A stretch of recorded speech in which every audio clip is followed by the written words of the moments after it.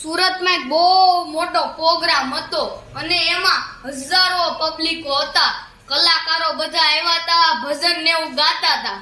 તો ન્યા એક બાબો રોતો રોતો સ્ટેજ પાસે આવ્યો. તો મેં કીધું આ બાબો કોનો છે?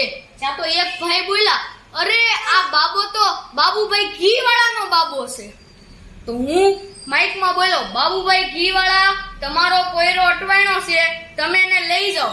હું એમ 7 વાર બોલ્યો, કોઈ આવ્યું જ નહીં. પછી હું 8મી વાર બોલ્યો ને, બાબુભાઈ ઘીવાળા તમારો છોકરો અટવાણો છે, તમે એને લઈ જાઓ. તો બાબુભાઈ ઘીવાળા પેલી જ લાઈનમાં બેઠા હતા, ત્યાંથી આવ્યા.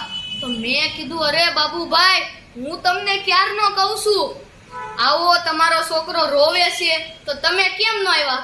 તો ઈ કે એ ઘડીક વાર ઘીની જાહેરાત થતી હતી ને, તો મેં કીધું હાલવા દો.